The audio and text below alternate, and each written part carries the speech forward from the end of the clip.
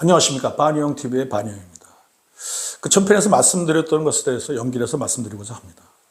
그 전편에서 제가 이런 말씀을 올렸습니다. 나는 아주 안정적인 직업을 갖고 아주 안정적인 생활을 하는 아주 안정적인 사람이 되어야 돼 라는 생각을 한국의 젊은이들이 갖고요. 그런 상황이 될 때 바로 결혼도 하고 애를 낳는다는 것이 바로 이 교수의 생각입니다. 그 근본적인 원인이 뭐냐면 물질적인 풍요를 갖다가 제1순위로 자기 인생에서 가장 의미 있는 것이 무엇인가에 대해서 제1순위로 물질적인 풍요를 갖다 선택한 한국의 젊은이들이 갖고 있는 생각을 갖다 적나라하게 표현한 것입니다. 그것이 바로 내가 봤을 때는 그것이 바로 지금 현재 저출산의 뿌리라고 생각합니다. 돈이 아니면 안 돼요. 돈하고 모든 것이 연결됩니다. 자, 우리는 방송에서 흔히들 이런 말을 갖다가 듣습니다. 결혼 안 하는 이유가 뭔가요? 예, 집이 없어요. 그 다음에 직장이 없어요. 그 다음에 그러면 애를 안 낳는 이유가 뭔가요? 교육비가 많이 들고요. 집도 없고요. 그 다음에 또 직장 다니고 있는데, 직장에서 여성분 같은 경우에 임신하는 경우에 불이익도 많이 당하고요. 기타 등등 여러 가지 얘기를 합니다. 자, 그것과 공통된 게 무엇입니까? 그것과 공통된 게 바로 돈이라는 것입니다. 집은 돈이 있어야 살 수 있는 것입니다. 근데 여기서 한 가지 중요한 건요.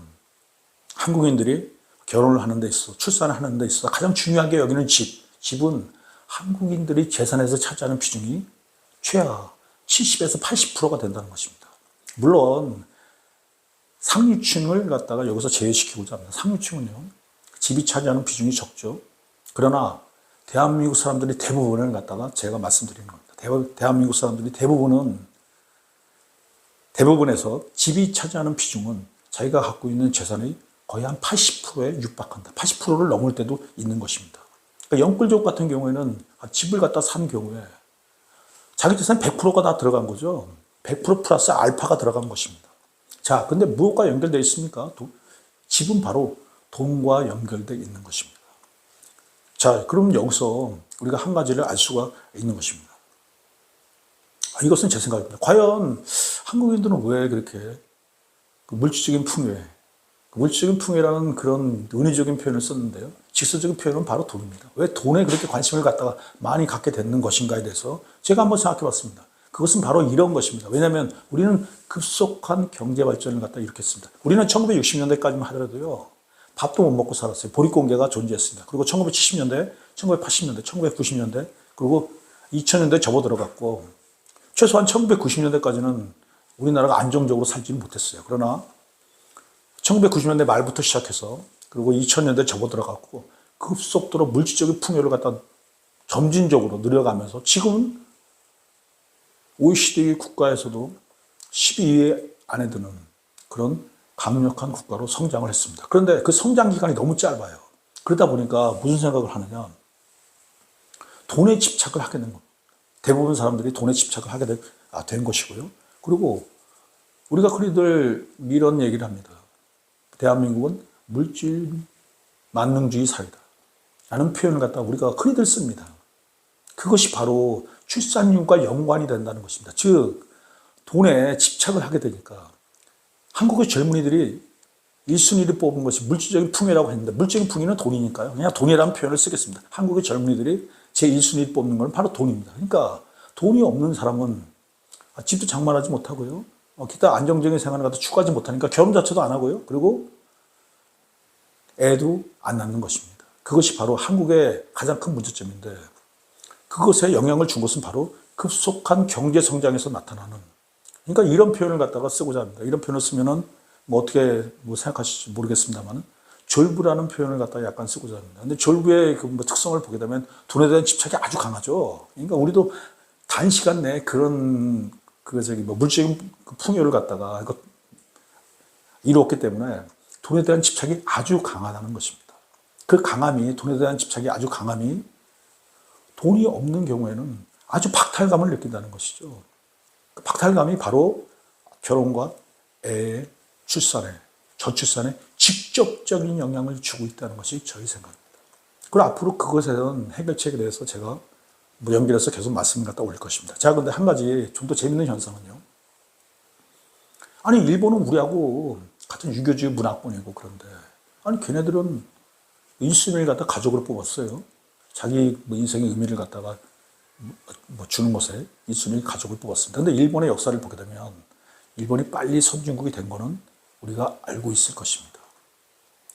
그러니까 일본이 그런 식으로 흘렀구나. 그리고 미국, 영국, 프랑스, 독일 대부분 다 빨리 선진국으로 흘렀죠. 그러다 보니까 1순위가 다 가족으로 선택하게 된 것입니다. 그러므로 합계 출산율이 일본 같은 경우에도 1.3은 유지를 하죠. 그 다음에 프랑스는 1.7, 미국도 1.7입니다. 그리고 독일도 한 1.7 정도 됩니다. 그러니까 선진국일수록 가족을 갖다 1순위로 생각하므로 합계 출산율이 그 정도로 높은 것입니다. 그러나 우리는 물질적인 풍요, 즉 돈을 갖다 1순위로 생각하므로 돈이 없는 경우에는 결혼도, 그 다음에 자식도 포기하는 경우가 많은 것입니다. 자, 근데 여기서 또 하나 재밌는 걸 갖다 한 가지 또 말씀드리고자 합니다. 우리 바로 그 옆에 있는 나라, 중국이라는 나라가 있는데, 중국이라는 나라가 지금 좀 애를 안 낳아요. 중국은 공산주의 국가입니다. 그러니까 공산주의 국가라는 게 뭡니까? 그러니까 공산주의 당에서 지시를 하게 되면 그 일반인들이 그거에 순종하거나 복종할 수밖에 없는 그런 구조죠. 그 당에서 명령을 하게 되면 그걸 갖다 지켜야 되는 게 바로 중국의 정치적인 그리고 경제적인 현실입니다. 그럼에도 불구하고 중국의 출산율이 아주 적어요. 그리고 애 낳으라고 그렇게 난리치는데도, 중국 공산당에서 애 낳으라고 그렇게 난리치는데도 애를 안 낳아요. 그 이유가 뭡니까? 그것을 갖다 정확히 제가 답변을 갖다 올리고자 합니다. 중국이 급속하게 발전했어요. 중국이 언제부터 잘 살게 됐습니까? 중국은 1990년대까지만 하더라도 먹고 살기도 힘든 나라였습니다. 그러나 2000년대 접어들어서 20년 동안 엄청난 발전을 갖다 급속하게 이룩합니다. 자, 그럼 여기서 우리가 생각하는 게 뭡니까? 졸부를 갖다 다시 한번 얘기하고자 하는데, 한국보다는 중국이 좀 더 화끈한 졸부라는 거죠. 그러니까 돈에 대한 생각이 우리보다 더 강합니다. 그러니까 중국인들은요, 돈을 갖다가 제일 옳지 칩니다. 돈 하다 보니까 돈이 없는 경우에는 거기도 출산을 안 해요. 그리고 결혼조차도 안 합니다. 중국 프로에 보게 되면 중국 여성들이 가장 선호하는 남자는 누구냐면 돈 있는 남자입니다. 얼굴이 좀 못생겨도요.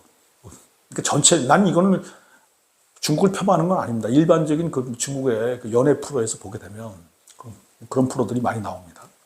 그 남자가 좀 이렇게 못생겼어요. 근데 돈이 많다는 정보를 갖다 미리 그 방송에서 흘립니다. 그럼 여자가 완전히 그 남자를 대하는 태도가 달라집니다. 그런데 그 남자가 잘생기고 여러 가지 조건이 좋아요. 그런데도 불구하고 돈이 없어요. 그 정보를 갖다가 방송국에서 흘리게 되면은 여자의 태도가 많이 변합니다. 그러니까 중국이라는 나라를 보게 되면 20년 동안 급속하게 성장했는데 중국인의 머리에 세뇌된 건 물질적 풍요, 반대로 얘기하면 돈이라는 것입니다. 자, 그래서 이 물질적인 풍요, 돈을 갖다 해결하지 않으면, 그리고 젊은 한국인이 제일 많이 원하는 게 집이지 않습니까? 그 문제를 해결하지 않으면 출산율을 갖다 증가시키는 것은 거의 불가능하다는 그런 결론에 저는 최근에 와서야 도달하게 됐습니다. 물론 정치인들이 방송에서 얘기하고요, 그 방송의 틀을 바꾸고요, 기타 등등 여러 가지 얘기를 많이 했습니다만, 돈에 영향을 주지 않는 한, 돈을 그들에게 주지 않는 한, 그러나 집이라든지 기타 등등 경제적인 문제를 해결시켜 주지 않는 한 그들은 지금처럼 결혼도 안 하고요, 애도 낳지 않을 것이라는 것을 갖다 말씀드립니다. 그 이유는 뭐냐면 인간의 생각은, 인간의 가치관은, 인간의 인생관은 변하지 않아요. 그거는 꾸준히 유지가 됩니다. 이건 아주 비극적인 문제지만, 이것은 한국의 비극이지만, 한국의 젊은이들은 물질적인 풍요를 원했고, 그 물질적인 풍요를 갖다 원하게 된 이유가 뭐냐면 그들의 아버지가 물질적인 풍요 속에서, 물질 만능주의 사회에서 그들의 아버지가 부모들이 살았고 그 부모의 영향을 받았는지, 아니면 자신들도 무슨 영향을 받았는지 모르겠지만 자신들도 물질적인 풍요, 돈을 원하기 때문에 그것에 해결책이 없는 경우에, 즉 나는 안정적인 직업을 갖고 안정적인 생활을 하는 안정적인 사람이 되지 않는 한 결혼은 증가하지 않고요. 그리고 합계 출산율, 저출산도 극복할 수 없고요. 그리고 앞으로도 계속 떨어지죠. 4분기가 0.65입니다. 이거는 전 세계에서 찾아볼 수 없을 정도로 아주 그냥 압도적인 그런 수치입니다. 이것은 정말 대단히 중요한 수치예요. 이것을 극복하는 그것에 초점을 맞춰서, 그것이 돈이라고 그러면 돈 문제를 해결할 수 있는 초점에 맞춰서 말씀을 갖다가 올리도록 하겠습니다. 자, 다음 편에 이어서 또다시 말씀을 올리고자 합니다. 고맙습니다. 애 낳아보세, 애 낳아보세, 우리도 한번 애 낳아보세.